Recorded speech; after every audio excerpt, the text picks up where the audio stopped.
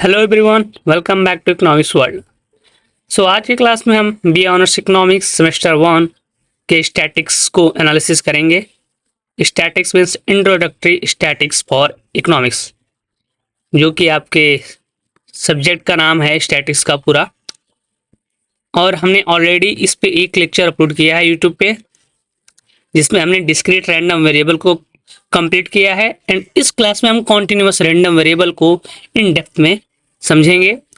And हमारा main M है कि हम सेमेस्टर के लिए प्रिपेयर तो हो ही इस क्लास के थ्रू, बट हम सेमेस्टर के साथ साथ सीयूटी या कोई और एग्ज़ाम जैसे आईआईटी जैम और सब जो आप मास्टर के लिए फ्यूचर में दो, तो उसके लिए भी आप प्रिपेयर हो जाओ। आपको कोई एक्स्ट्रा क्लासेस या कोई कहीं और से एक्स्ट्रा मटेरियल की नीड ना हो स्टैटिक्स के रिलेटेड, तो आप इसको ऐसा इसके लिए नोट्स बनाओ जो आपके फ्यूचर के लिए भी काम दे।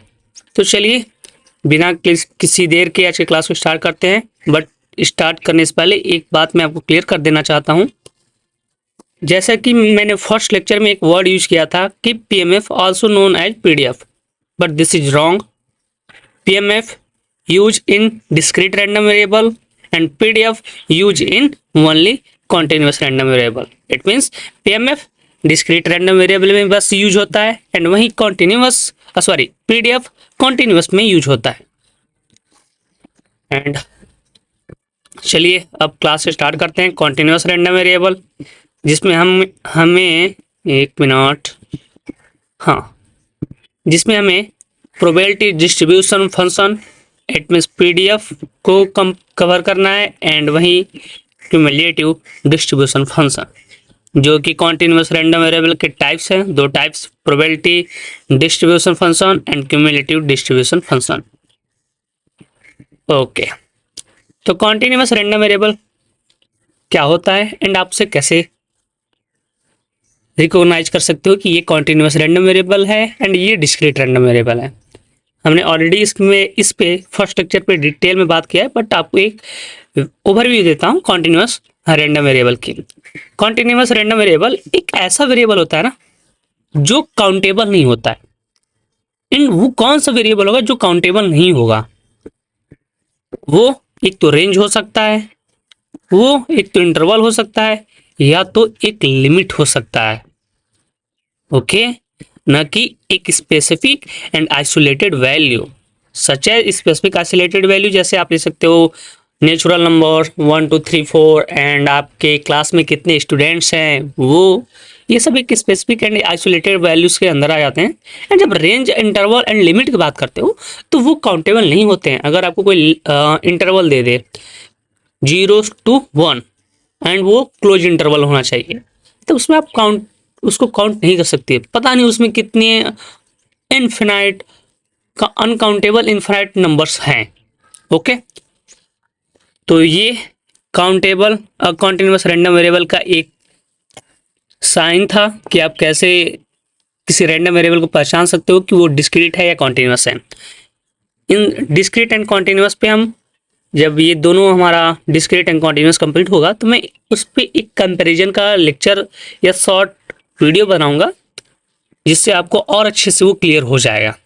ओके, चलिए प्रोबेबिलिटी डेंसिटी फंक्शन, 1 मिनट या प्रोबेबिलिटी डेंसिटी फंक्शन। अच्छा, आप लोग को एक डाउट हो रहा होगा कि सर यहाँ तो पीडीएफ का फुल फॉर्म आपने probability distribution function write down किया है एंड वहाँ डेंसिटी आप बोल रहे हैं यहाँ।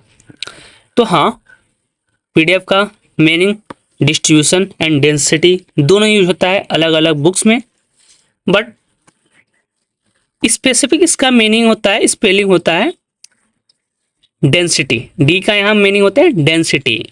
वैसे बहुत सारे बुक में डिस्ट्रीब्यूशन एंड डेंसिटी कई जगह दिया है, बट डेंसिटी एक बहुत अच्छा वर्ड है कॉन्टिन्यूअस में, क्योंकि ये एक डेंसिटी को ही शो करता है पीडीएफ। ओके, जैसे कि आप ग्राफ में भी यहाँ दे सकते हो, ये एक डेंसिटी को शो कर रहा। ओके, अच्छा चलिए, ये तो आपको क्लियर हो गया होगा कि पीडीएफ कई बार आपको कई जगह देखने को मिल सकता है प्रोबेबिलिटी डेंसिटी फंक्शन के रूप में, एंड कई जगह देखने को मिल सकता है प्रोबेबिलिटी डिस्ट्रीब्यूशन फंक्शन के रूप में।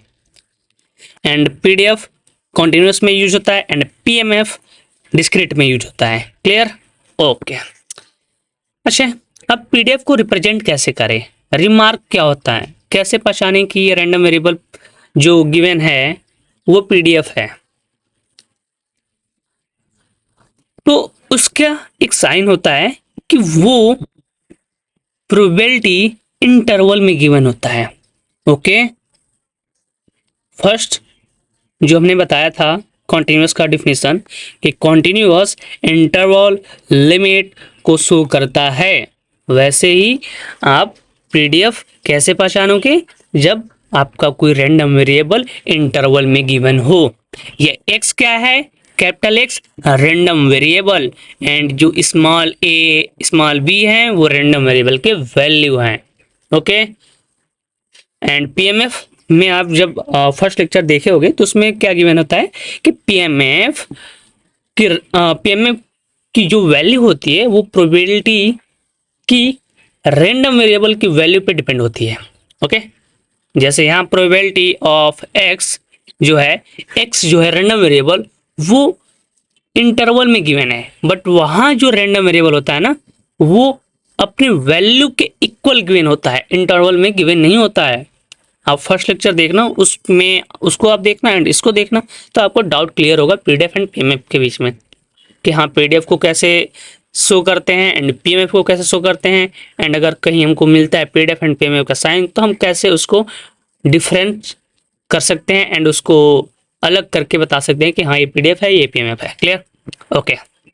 प्रॉपर्टीज, पीडीएफ की दो प्रॉपर्टीज होती हैं, जैसे पीएमएफ में भी था कि प्रोबेबिलिटी डेंसिटी फंक्शन की वैल्यू या पीएमएफ की वैल्यू हमेशा इज ग्रेटर देन जीरो होता है, is greater than equal to zero होता है, एंड वैसे ही पीडीएफ में भी पीडीएफ की वैल्यू हमेशा greater than and equal to zero होगी।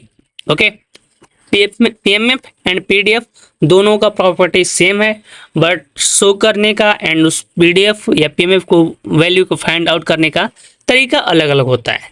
जैसे पीडीएफ में हम इंटीग्रेशन करते हैं फंक्शन की पीडीएफ फाइंड आउट करने के लिए, एंड वहाँ हम क्या करते थे, वहाँ हम समेशन कर देते थे पीडीएफ की वैल्यू फाइंड आउट करने के लिए। ओके, तो ये डिफरेंस होता है पीडीएफ एंड पीएमएफ में। ये हमारा हो गया पीएमएफ का साइन एंड ये इंटीग्रेशन का साइन हो गया पीडीएफ का। क्लियर? ये आप दो चीज़ याद रखिएगा। पीडीएफ का साइन पीएमएफ का साइन क्या होता है, समेशन, पीडीएफ का साइन क्या होता है, इंटीग्रेशन। ओके, तो पीडीएफ फाइंड आउट करने के लिए हम फंक्शन को इंटीग्रेट करते हैं एंड पीएमएफ फाइंड आउट करने के लिए हम फंक्शन को समेशन करते हैं, फंक्शन का समेशन फाइंड आउट करते हैं। क्लियर? ओके, प्रॉपर्टी सेम है बट उसकी वैल्यू फाइंड आउट करने का तरीका या रोड मैप या वे अलग है। क्लियर? ओके, हाँ, प्रोबेबिलिटी की वैल्यू हमेशा जीरो से ग्रेटर देन या जीरो के इक्वल होगी, एंड उस प्रोबेबिलिटी वैल्यू जो फाइंड आउट होती है ना वो प्रोबेबिलिटी वैल्यू का जब आप डेरिवेशन करोगे तो वो इक्वल टू 1 होनी चाहिए। ओके ओके, सो हाँ यस, जो प्रोबेबिलिटी होता है ना, प्रोबेबिलिटी की वैल्यू उसकी डेरिवेशन करने के टाइम आपकी जो वैल्यू फाइंड आउट होती है वो 1 के इक्वल होनी चाहिए। ओके, ये पीडीएफ की दो प्रॉपर्टीज हुई। एंड हाँ, एक और बात, ये जो लिमिट गिवन है ए टू बी इंटीग्रेशन पे आपके, वो कहाँ से फाइंड आउट हुआ है, तो ये ग्राफ देखो, पीडीएफ डेंसिटी शो करता है एंड ये हमारा डेंसिटी है, ये हमारा डेंसिटी है, एंड डेंसिटी कहाँ से स्टार्ट हो रहा है, ए से खत्म कहाँ हो रहा है, बी पे। ओके, तो ये हमारा फंक्शन जो डेंसिटी है वो जो लिमिट पे शो हो रहा है ए टू बी, ये आपका ग्राफ से फाइंड आउट हुआ है। ओके, कि पीडीएफ की वैल्यू कहाँ से कहाँ तक होती है, ए टू बी तक। क्यों? क्योंकि उसके random variable A to B पे डिपेंड करते हैं, या जो पीडीएफ का डेंसिटी होता है वो ए टू बी के बीच में लाई करता है। ओके, चलिए अब इसके एक क्वेश्चन को देखते हैं हम लोग। Let x be a random variable having probability function. x एक रैंडम वेरिएबल है जिसके पास प्रोबेबिलिटी फंक्शन है, ये कैपिटल X होगा। ओके, रैंडम वेरिएबल को कभी भी कैपिटल X में X से डिनोट करते हैं एंड उसकी वैल्यू को हम स्मॉल x से। ये सब हमने फर्स्ट लेक्चर में बात किया है इस पे। Okay, function of x, function of x की दो वैल्यू गिवन है।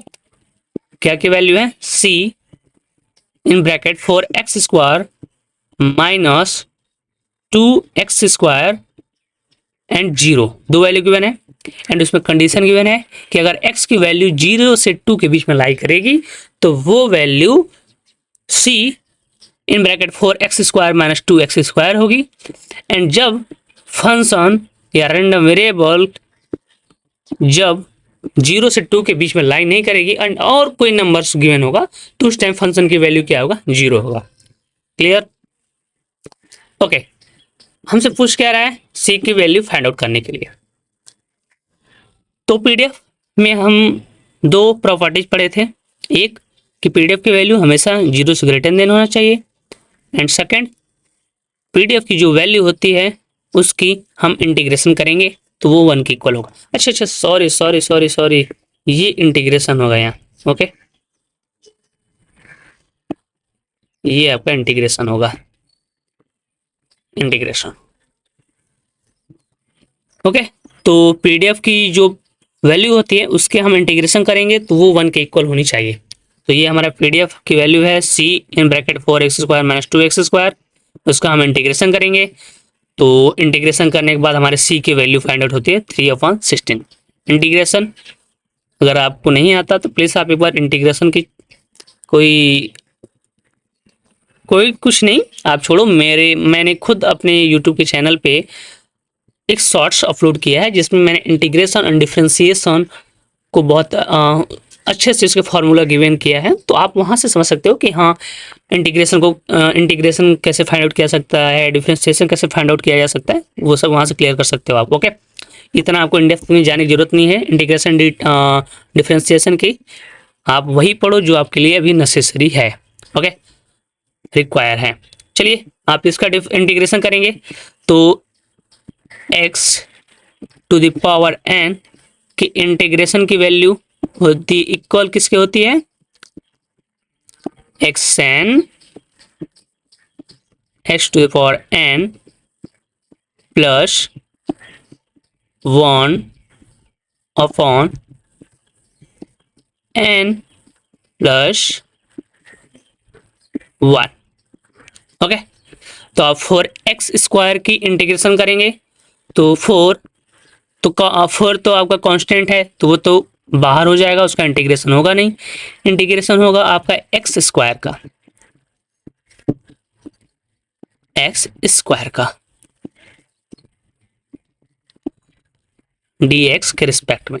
ओके, तो जब x स्क्वायर का आप इंटीग्रेशन करोगे तो वहाँ आपका क्या फाइंड होगा? x स्क्वायर, जैसे स्क्वायर यहाँ n गिवन है तो ये स्क्वायर को शो कर रहा तो n as well as write down +1 कर दो आप एंड नीचे n क्या गिवन है यहाँ 2 +1 कर देंगे तो आपका क्या वैल्यू फाइंड आउट होगा? 4x3। जब 2 + 1 को ऐड करोगे तो x3 हो जाएगा एंड 2 + 1 को ऐड करोगे तो 3 हो जाएगा। ओके, वैसे ही आपका 2x3/3 होगा एंड फिर जो आपकी वैल्यू है 0 to 2, जो लिमिट गिवन है 0 to 2 उसको फाइंड आउट करोगे तो आपका आंसर जाके सॉल्व करने के बाद फाइंड आउट होगा c = 3/16। आप इसको क्लियर आप खुद सॉल्व करना, क्योंकि अगर मैं पूरा ये सॉल्व कराने लगा तो बहुत टाइम लेगा आपका ये लेक्चर। ओके, चलिए क्यूमुलेटिव डिस्ट्रीब्यूशन फंक्शन पे चलते हैं, CDF पे। ओके, इसको रिप्रेजेंट करने का क्या तरीका है? कई चीज़ें ऐसे हैं जो डिस्क्रीट एंड कॉन्टिन्यूस में सेम है, जैसे प्रॉपर्टीज PDF एंड PMF की सेम होती हैं एंड PMF PDF के जो स्मॉल f होते हैं ना शो करने के तरीके, जो स्मॉल f स्मॉल p वो सेम होते हैं। स्मॉल f कैपिटल एफ का डिफ्रेंसिएशन अब आपको समझ में आएगा। जैसे हमने पीडीएफ में स्मॉल एफ यूज कर रहे थे हम वहाँ, अब यहाँ हम कैपिटल एफ यूज करेंगे। ओके, कि हमको ये क्लियर है कि ये पीडीएफ है, ये सीडीएफ। ओके, वैसे वैसे ही डिस्क्रीट में हम करते थे, फिर पीएमएफ में हम स्मॉल एफ की यूज करते थे एंड सीडीएफ में हम कैपिटल एफ की यूज करते थे। ओके, चलिए। ओके, तो यहाँ capital F of X equal to होता है प्रोबेबिलिटी एक्स। अब यहाँ जो प्रोबेबिलिटी होती है ना, प्रोबेबिलिटी पहले बात रैंडम वेरिएबल पे डिपेंड करती है एंड रैंडम वेरिएबल अपने वैल्यू पे डिपेंड करती है। ये बात आप क्लियर करो, ये हमने ऑलरेडी लेक्चर 1 में बताया है आपको। ओके, रैंडम वेरिएबल यहाँ अपने वैल्यू के इक्वल होगी एंड लेस देन होगी, जैसे डिस्क्रीट के सीडीएफ में होती थी। ओके, बट यहाँ अलग तरीका होगा सीडीएफ को फाइंड आउट करने का। वो क्या होगा? इंटीग्रेशन। यहाँ फंक्शन का इंटीग्रेशन करना होगा। ओके, एंड उसमें लिमिट गिवन है -इन्फिनिटी टू इन्फिनिटी। पीडीएफ में हमारा लिमिट क्या गिवन था? पीडीएफ में हमारा लिमिट गिवन था a टू b, जैसे हम यहाँ देख रहे हैं a to b। Okay, and वही हमारा सीडीएफ में लिमिट क्या गिवन है? -Infinity to infinity. ये क्लियर? ओके, अब प्रॉपर्टीज पे चलते हैं। जो प्रोबेबिलिटी की वैल्यू होता है ना, मिनिमम वैल्यू वो 0 होती है एंड मैक्सिमम वैल्यू 1 होती है। वो हम समझेंगे कैसे होती है 0 minimum value and maximum value कैसे होती है 1। ओके, चलिए। ओके, प्रोबेबिलिटी एंड फंक्शन को हम एक ही तरीके से यहाँ ट्रीट करते हैं, जैसे हमने यहाँ देखा भी है, function of X equal to है प्रोबेबिलिटी ऑफ एक्स। ओके, तो यहाँ जब प्रोबेबिलिटी की मिनिमम वैल्यू 0 है एंड मैक्सिमम वैल्यू 1 है, तो फिर एफ एक्स की भी वैल्यू 0 होगी, less than and greater than होगी 1। ओके, एंड अच्छे, अब आप ग्राफ से समझो।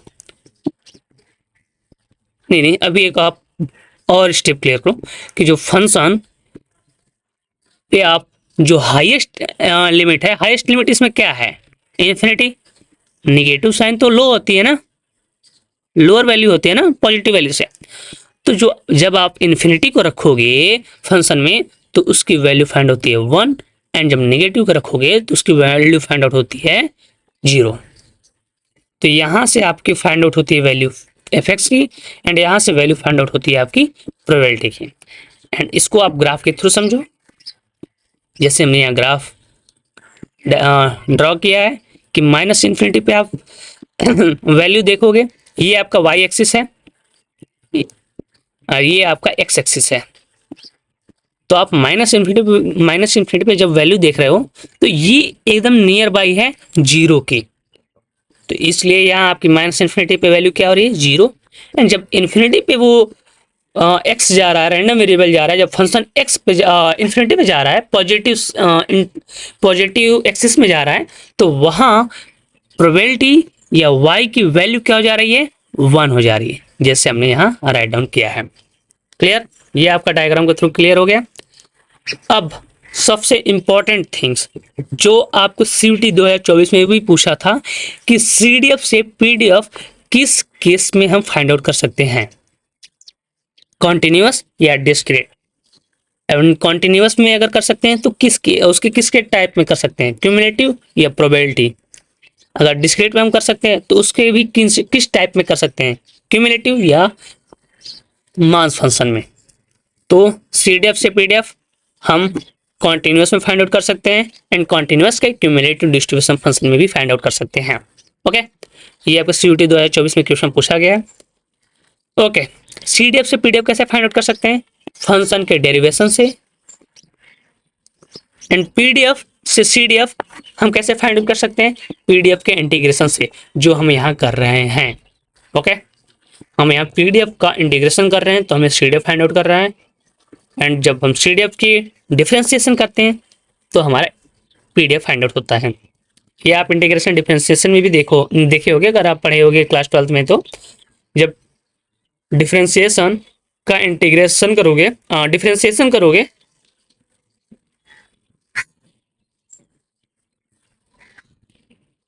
सॉरी मैं भी उसको बोल रहा हूँ, छोड़ो उस पर हम ना जाके आपको यहीं समझाते हैं कि जब CDF को आप डिफ्रेंसिएशन करोगे तो PDF की वैल्यू फाइंड आउट होगी, एंड जब PDF को इंटीग्रेशन करोगे तो CDF की वैल्यू फाइंड आउट होगी। ये क्लियर हो गया।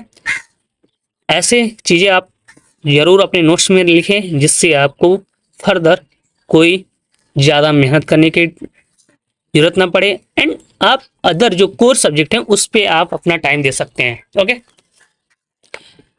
एंड जैसे मैंने डिस्क्रीट में हमने क्या बताया था कि डिस्क्रीट में हम बताए थे कि CDF से आप PMF फाइंड आउट नहीं कर सकते हो, जबकि आप PMF से CDF फाइंड आउट कर सकते हो। ये बात क्लियर? ओके ओके, यहाँ जो प्रोबेबिलिटी होती है, जैसे हमने बताया भी कि रैंडम वेरिएबल इंटरवल को शो करता है, मतलब इंटरवल के बीच में लाई करता है। एंड वो इंटरवल कौन कौन से हैं? A to B। ओके, तो इंटरवल के बीच में लाई करता है। अब यहाँ CDF फाइंड आउट करने का एक और तरीका है, जैसे हमने डिस्क्रीट में भी देखा था, फंक्शन ऑफ B को माइनस कर देते हैं फंक्शन ऑफ A से। एंड आप यहाँ भी देख सकते हो, जब आप इंटीग्रेशन करोगे तो आपकी जो वैल्यू फाइंड आउट होगी, फिर उसमें लिमिट रखोगे तो नेगेटिव आपका ऑलरेडी हो जाएगा। जो पढ़े होंगे इंटीग्रेशन डिफरेंस उनको और अच्छे से बात क्लियर हो रहा होगा कि जब हम फंक्शन को इंटीग्रेट करेंगे तो हमारी, मान लो हमें कोई वैल्यू फाइंड आउट हुआ 2x, and second value find out हुआ, नहीं मान लो बस आपके 2x वैल्यू फाइंड आउट होता है, एंड उसमें 2 इन 2 लिमिट गिवन है, वो लोअर लिमिट गिवन है 2 एंड अपर लिमिट गिवन है 3। तो पहले हम कौन से लिमिट रखते हैं?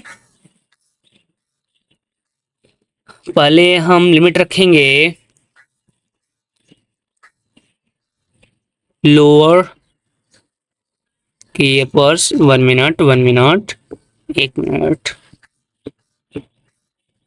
हाँ पहले हम लिमिट रखेंगे अपर। तो x की वैल्यू 3 के इक्वल करो तो क्या होगा? 2 इंटू 3। अब देखो, अब अपर लिमिट मैंने रख दिया, अब उसके बाद माइनस करेंगे, फिर लोअर लिमिट रखेंगे 2 इंटू 2। ओके, वैसे ही यहाँ किया गया है। प्रोबेबिलिटी या फंक्शन का इंटीग्रेशन करने के बाद जो लिमिट आता है उसे हम रखेंगे, तो हमारा ये जो केस है ना, 1 मिनट, ये जो केस है ये फाइंड आउट होगा, function of B minus function of A। Okay, and आप डायग्राम से भी देख सकते हो, ये हमारा जो डेंसिटी फंक्शन था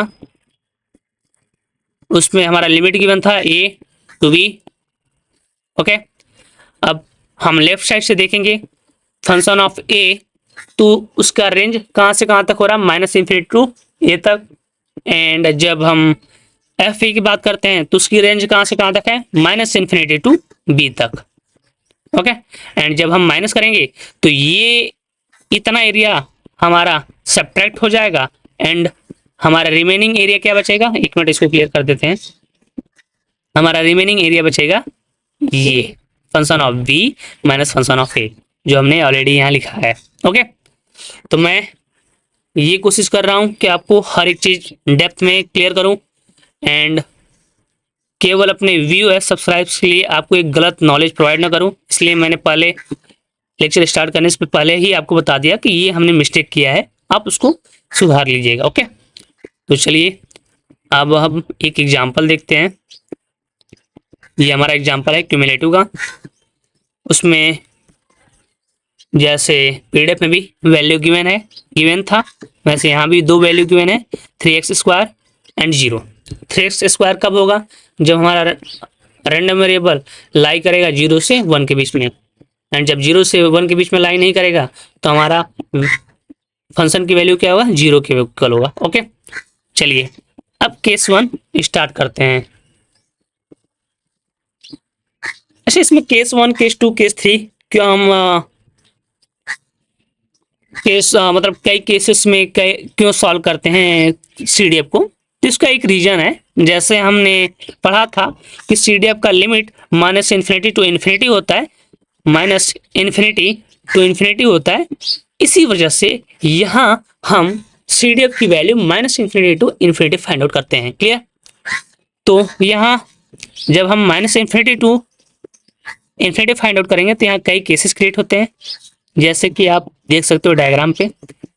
जी हाँ, ये वैल्यू सपोज करो 0 है एंड ये वैल्यू 1 है, तो हमारे कितने केसेस बनते हैं यहाँ? 1 2 3, ये हमारे 3 केसेस बनते हैं। एंड ये कौन कौन सा केसेस है? माइनस इन्फिनिटी टू 0, एंड फिर ये है 0 to 1, एंड फिर ये है 0 to 1 to इन्फिनिटी। वैसे हमने यहाँ वही हमारे केसेस है, माइनस इन्फिनिटी टू 0। जब माइनस इन्फिनिटी टू 0 पे हम इंटीग्रेशन करेंगे तो हमारा फंक्शन की वैल्यू 0 होगा। क्यों? क्योंकि हमारा फंक्शन 3x² तभी होगा जब 0 to 1 के बीच में लाई करेगा तो। बट हमारा यहाँ रेंज देखोगे या इंटरवल देखोगे तो वो तो माइनस इन्फिनिटी टू 0 की बात हो रही, तो माइनस इन्फिनिटी टू 0 तो यहाँ गिवन है नहीं। इट मीन्स फंक्शन की वैल्यू क्या होगा? 0 के इक्वल होगा। ओके, तो इसका आंसर 0 होगा। अब हमारा सेकंड केस 0 to 1, तो यहाँ 0 to 1 जब हम बात करेंगे तो हम माइनस इन्फिनिटी टू 0 एक केस लेंगे एंड फिर सेकंड केस लेंगे 0 to x सपोज करेंगे। ओके, इन्फिनिटी की जगह हम x सपोज करेंगे। ओके, यहाँ पर एक मिस्टेक है, sorry, minus infinity to x, हाँ minus infinity to x and minus infinity to x, सही है। एंड यहाँ भी हम माइनस इन्फिनिटी टू 0 एक केस सपोज करेंगे and second case 0 to x suppose करेंगे। तो यहाँ इंटीग्रेशन फाइंड आप सॉल्व करोगे और फिर उसकी लिमिट की वैल्यू रखोगे तो आपकी ये वैल्यू फाइंड होती है x के। एंड फिर आप केस 3 हमारा क्या था? 1 to इन्फिनिटी, जैसे हमने डायग्राम में भी देखा 1 to इन्फिनिटी, तो ये हमारा शो कर रहा 1 to infinity. Okay, 1 to infinity. Okay, तो यहाँ हम 1 to इन्फिनिटी की वैल्यू देखेंगे, सॉल्व करेंगे। तो माइनस इन्फिनिटी टू 0 पहला केस, सेकंड केस हमारा क्या था? 0 to 1, एंड थर्ड हमारा केस क्या है? 1 to इन्फिनिटी। बट आप एक चीज ध्यान दिए होगे, जिस केस की बात कर रहे हैं ना, जैसे कि हम यहाँ बात कर रहे हैं माइनस इन्फिनिटी टू 0, तो हम अपर केस जो हो रहा है, जो हमारा अपर रेंज हो रहा है, उसको हम सपोज कर ले रहे हैं x। यहाँ भी हमारा जो 1 अपर रेंज था, अपर वैल्यू था, तो उसको हमने सपोज कर लिया x। हमारा यहाँ अपर वैल्यू क्या था? इन्फिनिटी था, हमने इसको क्या सपोज कर लिया? x। ओके, एंड जैसे जैसे हम आगे बढ़ते जा रहे हैं ना, वैसे वैसे पीछे केसेस को भी हम रखते जा रहे हैं। क्यों? क्योंकि आप यहाँ देखे होगे जो हमारा प्रोबेबिलिटी डिपेंड कर रहा है रैंडम वेरिएबल पे, वो तो x के इक्वल होगा ही, x के इक्वल होगा ही। एंड वो लेस देन, मतलब जो पिछले वैल्यू हैं x से, जो x से छोटे वैल्यू हैं, उनको भी हम पुट डाउन करेंगे, उसको भी हम सॉल्व करेंगे। तो हमारा जो x की रैंडम वेरिएबल 0 to 1 है, उसको तो हम लेंगे, उससे लेस देन जो वैल्यू हमारी है, 0 से लेस देन हमारी वैल्यू क्या थी? माइनस इन्फिनिटी टू 0, तो हमने माइनस इन्फिनिटी टू 0 लिया। एंड हमारा यहाँ देखोगे इंटरवल क्या है? इन्फिनिटी टू 1, इन्फिनिटी टू 1 नहीं बोलेंगे हम, 1 to इन्फिनिटी बोलेंगे, हम लेफ्ट टू राइट बोलते हैं इंटरवल में। तो हमारा 1 to इन्फिनिटी केस हुआ, तो 1 to इन्फिनिटी हमने ले लिया यहाँ, बट 1 से छोटे जो रैंडम वेरिएबल की वैल्यू है, उसको भी हम लेंगे। तो हमने 1 से जो स्मॉलेस्ट रैंडम वेरिएबल गिवन था, स्मॉलेस्ट जो वैल्यू गिवन था, उसको भी हमने लिया। क्लियर? प्रॉपर्टी जब क्लियर हुआ यहाँ, तो इसको आप सॉल्व करोगे तो आपकी वैल्यू होगा 1। एंड अगर आप फंक्शन ऑफ x पेपर में आप कोशिश करिएगा ऐसे जरूर लिखने के लिए, एक ये शो करता है कि आपने, हाँ आपके आंसर ये रहा, एक छोटे से पॉइंट में आपका आंसर भी पूरा कंप्लीट हो जाएगा, जिससे एग्जामिनर अट्रैक्ट होगा आपके पेपर साइड और वो अच्छे नंबर आपको गिवन करेगा। ओके, तो ऐसे आप काम करिएगा, आप लिख दीजिएगा कि जब हमारा x लेस देन 0 था तो हमारा फंक्शन CDF फाइंड आउट हुआ 0, एंड जब हमारा x 0 से 1 के बीच में लाई कर रहा तो CDF फाइंड आउट हुआ x3, एंड जब CDF 1 to इन्फिनिटी हुआ, सॉरी यहाँ 1 to इन्फिनिटी, तो हमारा रैंडम CDF क्या फाइंड आउट हुआ? 1 हुआ। ओके, जब रैंडम वेरिएबल 1 to इन्फिनिटी रहता है तो हमारा CDF क्या फाइंड होता है? 1। क्लियर? तो मैं ऐसा करता हूँ आपको ये लेक्चर समझ में आया होगा, एंड प्लीज़ आप इस लेक्चर्स के नोट्स क्रिएट करें जो आपको सेमेस्टर में आपको हेल्प करें एंड आपको फर्दर हेल्प करें। मैं बार बार ये बात आपको बोला कि नोट्स आपको फ्यूचर में भी हेल्प करेंगे, तो आप उसके लिए प्लीज़ आप इसको एक अच्छे से नोट्स बनाएं जो आपको फ्यूचर में हेल्प करेंगे। आज आपको ये समझ नहीं आएगा, बट आप फ्यूचर में जाओगे तो आपको जरूर समझ में आएगा कि हाँ ये बात सर कह रहे थे। ओके, तो चलिए अब क्लास को ख़त्म करते हैं एंड नेक्स्ट क्लास में हम कुछ और देखेंगे क्या स्टडी करते हैं। बट हमारा जो रैंडम वेरिएबल का केसेस था डिस्क्रीट एंड कॉन्टिन्यूस वो तो अब कंप्लीट हुआ एंड अब हम नेक्स्ट और कुछ देखेंगे। अब देखते हैं क्या उसमें हम आपको इम्पॉर्टेंट थिंग पढ़ाएंगे, इम्पॉर्टेंट चैप्टर पढ़ाएंगे। तो चलिए अब क्लास को ख़त्म करते हैं। अगर आपको ये क्लास अच्छी लगे तो प्लीज़ लाइक करें, सब्सक्राइब करें एंड कमेंट करें एंड बताएं कि हाँ सर ये इम्प्रूवमेंट चाहिए, तो मैं आपको वो इम्प्रूवमेंट प्रोवाइड करूँगा जिससे 1 मिनट सॉरी। ओके, तो चलिए अब क्लास को ख़त्म करते हैं। Thank you for watching this lecture and please like and subscribe and share this lecture. Okay.